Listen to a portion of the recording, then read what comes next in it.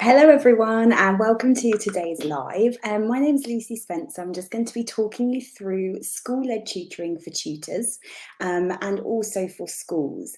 Now, first of all, I just wanted to introduce myself. I'm the Director of Education Boutique, which is part of the eTeach group, and we've been delivering school-led tutoring since it started in September last academic year.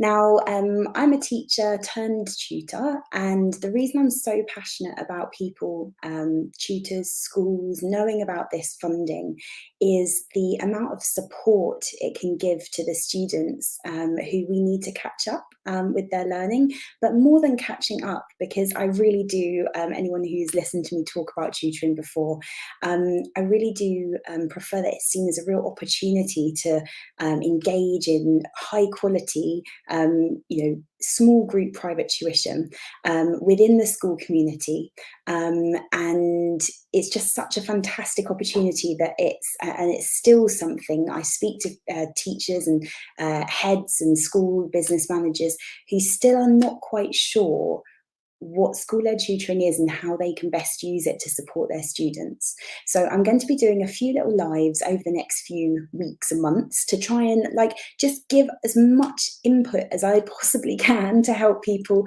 feel confident with how they can actually get involved with school-led tutoring. So hello to the few people that we have watching. If you have any questions, please do pop them in the chat and I'll try as much as I possibly can to respond to them live. And also, if you're watching this on record, do feel free to obviously put anything in the chat afterwards, and it will notify me and I can answer your question directly too. So first of all, let's just start at the beginning. What is the School Led Tutoring Grant? Now, it's a ring-fenced funding that's paid directly to schools, and lots of people will have heard about the National Tutoring Programme. Well, the School Led Tutoring Grant initially started off as a little part of the government National Tutoring Programme, 1/3 of it alongside the academic mentors and the tuition partners. Now, it's been sort of in the news quite a lot recently that come next September, School-led tutoring grant is the way that the National Tutoring Programme is going to move forward, which is really great because the key thing is it puts the schools in charge, effectively. The money is paid directly to them. And for a maintained school, there's 3 points that the payment is made to the school, which is September, December, and April. And for academy trusts, payments are made just 1 month after, October, January, and May. So the funding can be used by any child that the school sees fit. It's a bit confusing because the National Tutoring Programme there was a percentage of disadvantaged pupil premium children that had to be supported. But the difference at the moment, and I say at the moment because we all know that sometimes these things do change, but as we're recording this in April 2022, it is applicable for any child that the school sees fit from year 1 up to year 11. Now that's really important. I will come back to that later because we have had schools thinking they should have more funding because they're also including their reception pupil premium children in the calculation of the payment. So it's very important to remember that it's only for children from year 1 to year 11. It's also only for state-maintained schools, not independent. So if you are working in an independent school and you're thinking about utilising this, it's not for you, unfortunately. But also, a lot of people have been asking me, tutors as well, what subjects can the schools use this tutoring grant for? And the answer is actually they can use it for English, math, science, modern foreign languages, and even geography and history. But in reality, I'm going to say actually every school that we are working with is only using it for English and maths. And that, I guess, is because so much of their assessment, on the sort of national standards is focused on those core subjects. It can also, this funding, be now used in the school summer holidays, which is something new that has sort of been confirmed by the DFE. So this current band of funding for this academic year can be used with programmes in the summer holidays as well. So the focus for today's talk is all about tutors. So why would you, as a tutor, want to get involved? Well, it's kind of obvious, I guess, but maintaining contact with schools is a definite one. A lot of us tutors are ex-teachers, and it's something that I do miss every day is being part of that school community. So this is a wonderful way that as a tutor, we can actually maintain that contact with schools, for daytime work. And obviously the schools are able to provide this tutoring outside of daytime hours, but we're finding that most schools are choosing to utilise the funding within school hours, just because it's a sort of a, they've got the students there, there's no sort of other arrangements in terms of collections that have to be made, if it comes within that core school hour. It's also another reason that a lot of tutors will be very keen to get involved is it's a way that we support pupil premium children, disadvantaged pupils, and pupils with special educational needs. And sometimes those bands of children will not engage with private tutoring outside of school for obvious reasons. So how can you get school-led tutoring work? Now, this is the bit that I'm so passionate about, because some people, they might think, well, why, obviously Education Boutique do this a lot with schools, and we're looking to work with as many schools as we possibly can. Why am I sitting here telling you, maybe who's a sort of another agency owner, how to go and do this? Because wouldn't I want to do it all myself? Well, the simple answer is that the most important thing for me is that schools are utilising this grant. And I don't care whether it's with ourselves, whether it's with a tutor that used to be a teacher, whether it's with their own staff. And that's why I'm really keen to kind of always just be out there talking about this. So hopefully someone might see this and think, oh gosh, I could actually go and speak to schools that I know. And I think one of the most important things to remember at the moment is that with this sort of COVID wave that we've had recently, staffing has become a real issue for schools again, and they're having to fight many fires in terms of just resourcing and making sure that there's a teacher in front of a class, let alone sort of managing extra personnel coming in, tutors, whichever places they're going to be. So the most important thing is that we reach out to schools to talk about this school-led tutoring grant, but we do it with schools that maybe we already have links to, who we know best how to support. So one of the things you might be thinking if you're watching this is you might be a tutor, you might be a agency owner thinking about getting involved in the school-led tutoring grant. What do you need to do? Well, it's actually really simple. It's just talk to the schools. The most important thing is that you contact the schools that you might have links to, and you just ask them how they're using that school-led tutoring grant. Often you may find that there's, not a really sort of overly excited response, because it's another thing that people are having to think about at this moment. So asking questions such as like, how are they using the school-led tutoring grant? Will they be able to utilise their full budget this year? And have they had a consultation to check if they're using the grant in the correct way? Also focusing on in-person support over online. The problem with online at the moment, with the teaching staffing issues that are going on due to this sort of extra wave of COVID that we're all experiencing at the moment, is that actually with an online provision during school time, there's still going to have to be a teacher or a TA or some form of a personnel in a classroom supporting the students as they're accessing that online lesson. So the most important thing is that we're trying to make these barriers as easy to overcome as possible for schools, and therefore we are only delivering in-person tutoring through Education Boutique to all of our school partners. And it would be my suggestion that if you are a tutor looking at supporting schools, that you also go down that in-person route.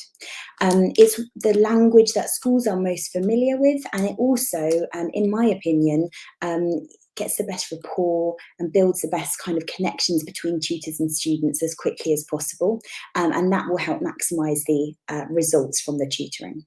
So once you have actually kind of spoken to the schools, one of the things that maybe might be a little bit daunting is sort of any nitty-gritty questions, that they might have about the funding. And that's where I'd really like to just extend my own support to anybody who finds a school that has any particular questions that they're not sure of how to answer. I'm always happy to help. I have become a little bit of a sort of self-professed expert about this School Led Tutoring Grant. I'm always reading the up-to-date data. I'm always sending questions to the DfE to ask questions about, what about this, what about this? And sometimes schools will ask me questions that I do not know the answer to because the answer is not published in the government guidelines. And in that case, just like I do, speaking to the DfE and asking the question, it may not get you a response straight away, but at least you can start to formulate your own understanding of the way that this funding is working. So the most important thing, once you have spoken to those schools, is that you feel that you've got the resources to answer the questions. So just to kind of remind everybody, I'm always totally happy to have people pop me an email, info@educationboutique.co.uk, or just message me on LinkedIn or Facebook and just ask. Because as a team, as a tutoring industry, we all need to work together to make sure that schools see the value of this school-led tutoring grant.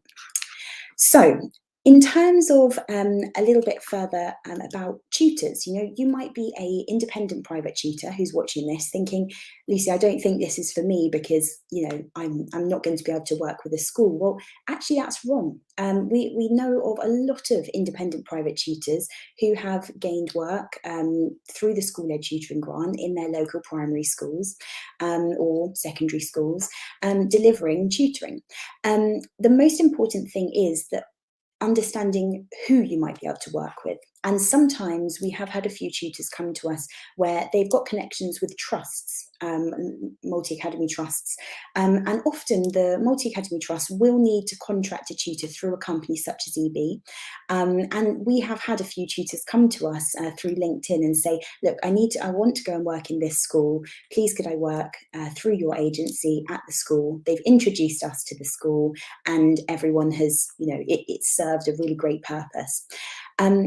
So that's really important, that trusts as an independent private tutor, it may be a little bit more challenging for you to work with those directly, but that's being said, there may be certain situations where it is possible.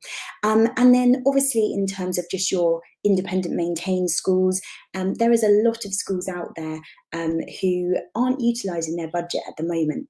And so a conversation with you could just help bring it to the forefront of their mind about how they might start to utilise this budget. The most important thing is that we're never pushing our own services onto a school. Part of my role in this consultation and this check that we do is to sort of just see, is there any personnel in school that could at least start to help them to utilise this budget?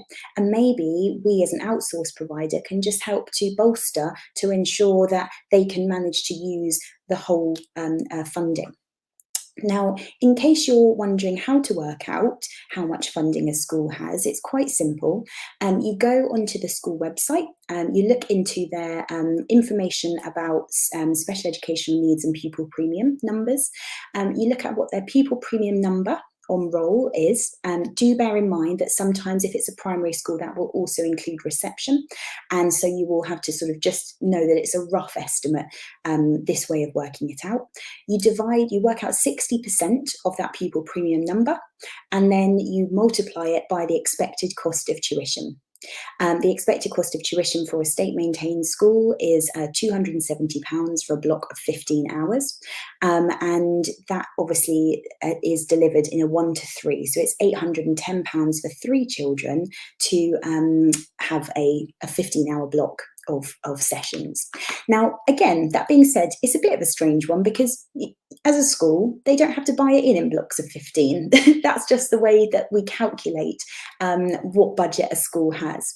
So we have schools who have decided to really, really focus in for, 2 terms with 2 sessions a week for a particular group of children because they, that's the need that they want, that they've identified. We also have others schools who obviously share that out quite evenly and do work in blocks of 15.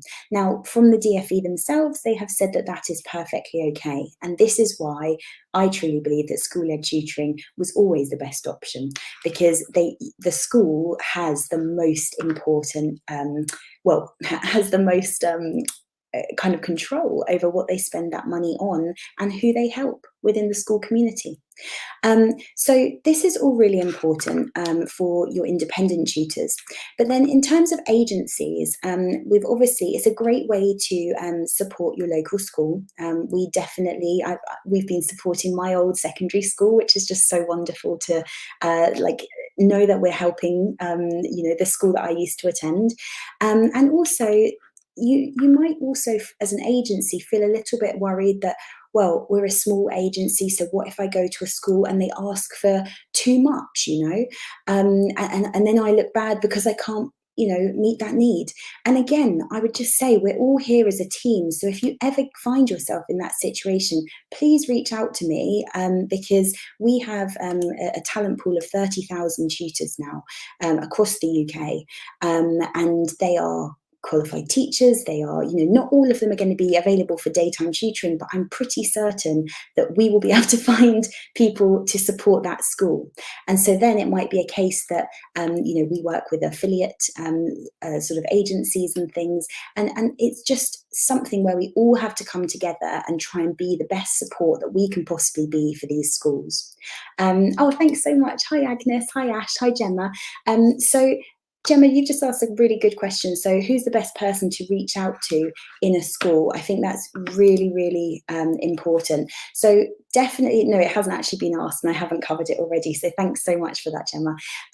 So in terms of who the best person is to reach out to at a school, that is, unfortunately, there is no one correct answer for that. And that's just because different schools work in different ways. Initially, you might think it would be the head teacher, but quite often the school business manager is a really good way to start. I conducted a talk at EdExec, which was a fantastic event for school business managers back in September. And a lot of them at that point were still, as we all were, very new to this type of funding. So you will find a different different schools will work in different ways. Also, if a school is part of a trust, some trusts, take central ownership to looking at the way the budgets are sort of spent. And it might be that there is sort of like a trust level business manager that you'd want to make connections with. But that being said, assistant heads, deputy heads are often the ones who are going to be pulling together the nitty-gritty details in terms of students that are going to be supported.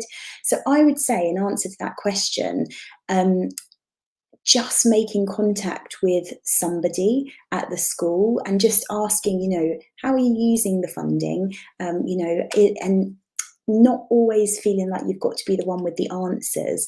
And sometimes you will get responses that aren't too sort of friendly, if you like, and that's okay, because what we all have to remember is that schools right now have a really challenging a lot of challenges that they're dealing with, and sometimes using a new piece of funding, although we know how valuable it would be, it's not top of their priority list. And so just knowing that we're there to support, and knowing that we're not going to be too aggressive with trying to foist our option on there. And that's why I'm just so keen that anybody who speaks to a school and feels that they're a little bit out of their depth, if the school come back and ask questions, I'm really happy to always kind of support, and having those consultations is basically what I do all the time at the moment. I will give an example that we were working with one school, and they had been, luckily we started speaking to them back in November, and they'd already thought that they were using some of this School Led Tutoring Grant, but they hadn't understood that they had the 25% school contribution and the 75% that is grant funded. For example, if we look at a block of 15 hours, the £270, that's expected cost of tuition, £202.50 of that is from the grant, and then the extra £67.50, I think, can't do my maths quickly. That is the school contribution.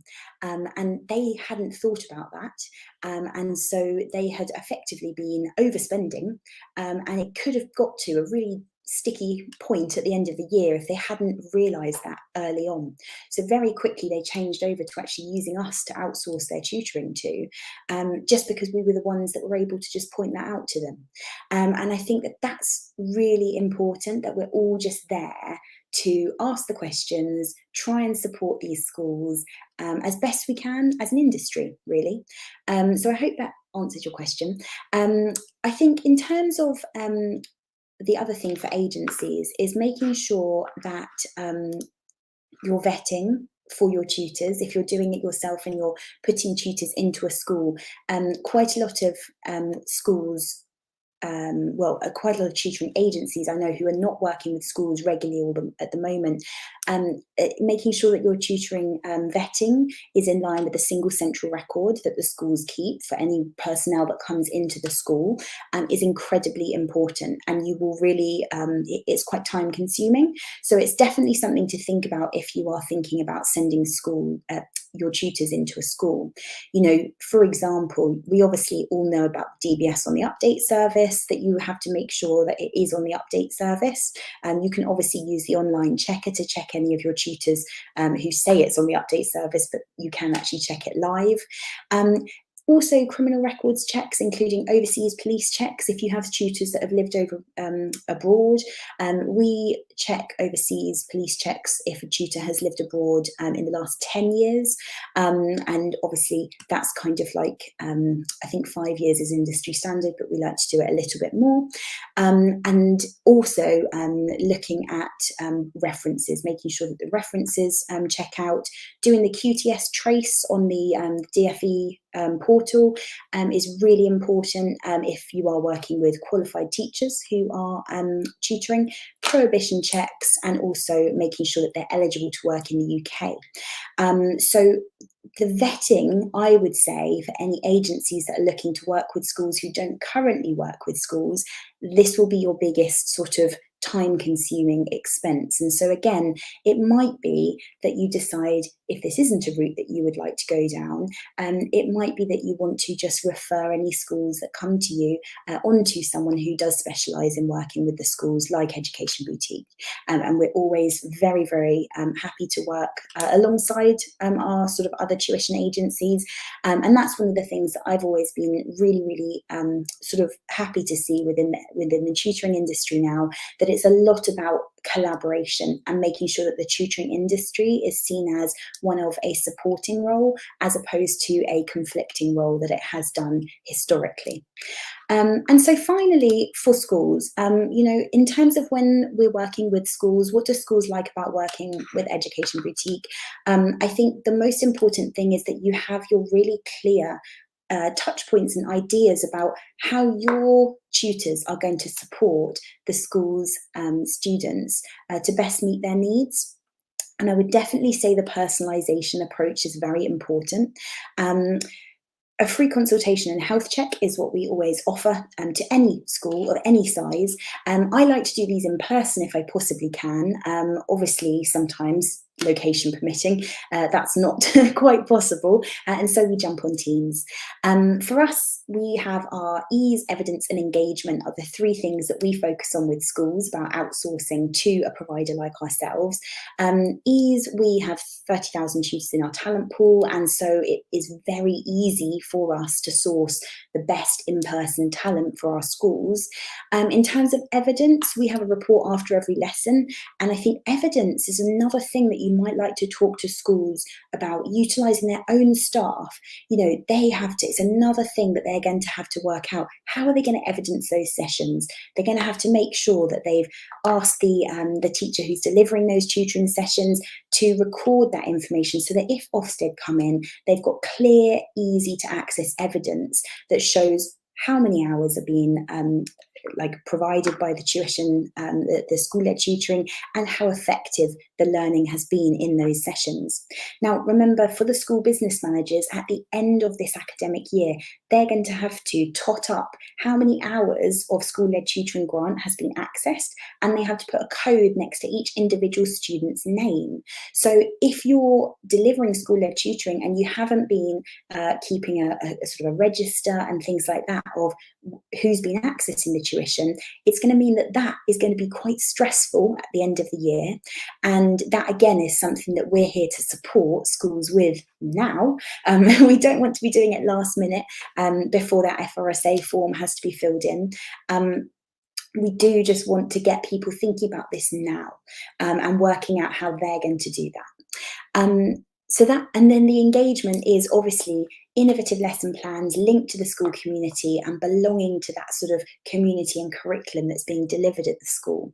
One of the lovely things we've been doing with some of our schools, they have some therapy dogs, and we've really built the English sessions for Year 7 around these lovely members of the school community. Everyone who knows me knows I love dogs. But it's really been wonderful, and the students in the sessions have almost felt a sort of sense of belonging and sort of importance to the rest of the year groups, because they have actually been in charge of putting together resources, things that are going to live outside those hours of tutoring to really support other students in their year group. And that's really, really important. And then finally, I think we've just got another question as well. Oh, no, hello, Rachel, hello. Finally, we've also, like, you might be thinking about who, if school says, well, who would you usually work with? And I think the most important thing, again, is to go back to the fact that anyone from year 1 to 11 is eligible to sort of have this school-led tutoring grant. Obviously, I think I mentioned earlier, but I will just reiterate, for maintained schools, the expected is delivered in a group of 1 to 3. But the DfE has now said that if a school wants to put more children into a session, that is up to them. So we have been delivering slightly larger group sizes, 1 to 6, for example. But I will just say, if you've been working with any schools who think that they're utilising their school-led tutoring grant for A-level years, they will not be able to utilise the funding for that. That is something that, if you read the documentation carefully, it does say that it's for students from year 1 to year 11. In terms of who the schools we're finding are targeting, it sounds a little bit sort of mean on the ones who are about to leave, but for example, in a primary school, which is year 1 to year 6, for example, we're finding that a lot of schools are targeting the children that are going to be with them for a while, rather than doing sort of last minute boosters for SATs and things like that. They're looking at the year 3s and the year 4s, or maybe the year 1s in an infant school. And similarly, in secondary schools, we're finding a lot of school-led tutoring grant tutoring is focused on the year 7s and 8s, the ones who are going to be at that school for a period of time. If anyone has any questions, do feel free to pop them in the chat. I will just kind of like come to, the kind of like final point of this. And that is just that I want to come back to this question that we sort of had at the beginning. What is the school-led tutoring grant? I really believe that the school-led tutoring grant is the best way for schools to try and target some of the students in their community who need to re-engage, need to just have a little bit of a different way of targeting their learning, in English and maths particularly, because that's what a lot of schools are focusing on. But I really do believe, I've always had this thing of not wanting schools and tutoring and teachers and tutors to be seen as sort of separate entities. It really should be about us all working together for the best interests of the students. And it's so interesting, I think, and wonderful in a way as well, that the government have made this grant available. And whether you're a trustee, whether you're a tutor, whether you're a parent, whoever you are, actually, it's just very important that we help schools to understand how they can best utilise this money, and the fact that it's literally being paid to them already. And if they don't utilise it, they will be giving it back at the end of this academic year. Now, we do know that the funding is going to continue next in September as well. So we're just urging people to sort of think about what you're going to do with it in September. It's very, very important that as a lot of people will be planning for next year and the next sort of term, thinking about how you're going to be utilising school-led tutoring in your department or your year group or your subject. And whether you're a teacher or whether you're a head of year or whether you're a deputy, it's about starting the conversation. How are we utilising our school-led tutoring? Do you have an idea of how you would utilise it in your school or in your year group or subject area? And if so, take it to the senior leadership team, take it to, if you're a tutor, take it to your friends who work in schools, and just point out, because actually as the tutors, we're probably the best ones to think about how it might fit in to a school and how what we do will best benefit a school. And then we can support the schools to just see how we might be able to fit into their timetable and support their students as best we can. So just going to have a little bit of a look at the chat. So yes, so a few people have said, would a school brochure, would you recommend reaching out, having a chat with the school themselves? I mean, there's no right or wrong answer to that, really. I mean, yes, you can make a school brochure. It's always handy. I mean, we're in the process of getting lots of our case studies made into some marketing things, and I just think the whole word marketing and sales and things like that, we want to try and avoid them, really, because at the end of the day, this is an opportunity that money has already been given to the school, and if the school is not utilising it already, we want to help them to see how they're going to best utilise that for the impact on the students in their schools kind of community. So I would say the most important thing is to always think about how you are best placed to support the school. Talk about the funding, talk about the fact that as an industry, we're all supporting so many schools, and there's such wonderful work going on out there. But I would definitely suggest, if anyone is thinking about approaching a school, from our experience at the schools that we're working with, face-to-face is what everybody would like. Obviously, with COVID and some students not accessing school because of illness and things, a lot of online has happened. But now I do believe that as educators, we're going back into this. Schools want face-to-face, and so trying to tell them that there's this new funding and then it needs to be online. There's a lot of new things there to get their head around, and so basically, I just think face-to-face is what's working for us really well, and it's what's working for the students, more importantly, really well. So I think I'm going to leave it there, guys. I did want to keep it to about 30 minutes, and we're on 33 or 34. So thank you so much for those people who've been watching live. Thank you so much. If you're watching this on record, please do feel free. You can pop this below in the chat, any questions you have in the chat, or you can absolutely message me directly. If you have, as I said, two sort of offerings from myself, really. If you are a school and you would like a free consultation, my door is always open, literally. I will always jump in the car and come meet you face to face, because I just want to make sure that everyone understands how they can best use this. This isn't just something that's this year. This is a whole year next year as well that you're going to be thinking about. And so let's make sure that you've got that planning done now and know how to use it in the future. And for any tutors and tutoring agencies that are watching this, if when you're speaking to schools, you do feel a bit of anxiety about, oh gosh, what if they ask me a question, I don't know the answer to it, or I don't have a tutor in their area. Well, first of all, just focus on speaking to the schools in areas that you know you have connections.